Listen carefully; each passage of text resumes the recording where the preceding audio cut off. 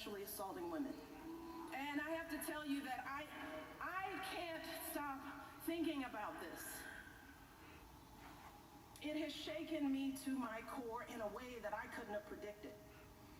So while I'd love nothing more than to pretend like this isn't happening and to come out here and do my normal campaign speech, it would be dishonest and disingenuous to me to just move on to the next thing like this was all just a bad dream.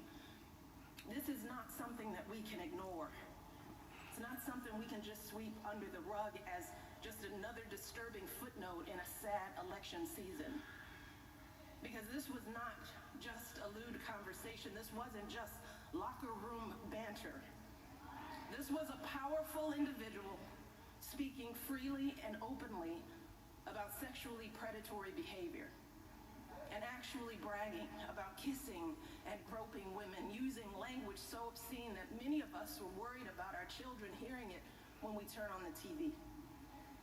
And to make matters worse, it now seems very clear that this isn't an isolated incident. It's one of countless examples of how he has treated women his whole life. And I have to tell you that I listen to all of this, and I feel it so personally. And I'm sure that many of you do too, particularly the women. The shameful comments about our bodies, the disrespect of our ambitions and intellect, the belief that you can do anything you want to a woman. It is cruel. It's frightening. And the truth is, it hurts. It hurts. It's like that sick, sinking feeling you get when you're walking down the street minding your own business and some guy yells out vulgar words about your body. Or when you see that guy at work that stands just a little too close, stares a little too long, and makes you feel uncomfortable in your own skin. It's that feeling of terror and violation that too many women have felt when someone has grabbed them or forced himself on them and they've said no, but he didn't listen. This isn't about politics. It's about basic human decency. It's about right and wrong. And we simply cannot endure this or expose our children to this any longer, not for another minute, and let alone for 4 years.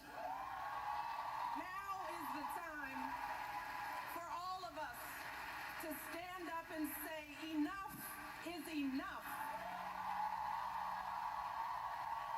This has got to stop right now. Nicole Wallace. It's the most perfect political speech I've seen in my career. The second most effective and powerful political speech was that woman's convention speech. Michelle Obama is making the Obama presidency's legacy with these words. She is speaking truth in a climate where everyone is sort of afraid to say what they're actually seeing, and she is almost narrating the crisis of our political times, and it was moving, it was powerful. She is right about everything as a woman, and I think it's the first moment that might sort of smash through all of the white noise that Mark McKinnon was talking about last night and snap people out of their malaise about everything they're watching and into action. John? I'll do the political analysis here. On this network, we've seen a banner that says Donald Trump against the world in recent days. He has not that many friends. He has not that many political friends, allies, surrogates who can go out and make an effective case for him to the extent that there's one to be made. Hillary Clinton has a lot of demographic and other advantages in this election, but she also has this advantage, which is she's got a lot of friends, and she's got big, important friends who are really great political athletes. Barack Obama, Joe Biden, Elizabeth Warren, Bernie Sanders. But this woman is turning out to be as great as some of those people are, just as political performers, how good they are on stage. She's turning out to be maybe the best of them. And if you think back to 8 years ago when she wanted no part of national politics, she hated the spotlight, she didn't want her husband to run for president, it's the most unlikely turn of events you can imagine that Michelle Obama would turn out to be among all those heavy hitters, maybe the heaviest hitter of all. It's impressive and also really surprising. And 2 times now, she's given speeches that were about who we are as a country. And the best political messengers don't talk about themselves, they don't talk about their record, they go big. And she's sort of walking the walk of they go low, we go high. That's what it looks like. Nicole, John, thank you, as always. A break for us, and coming up, first in the 115-year tradition of the Nobel Prize.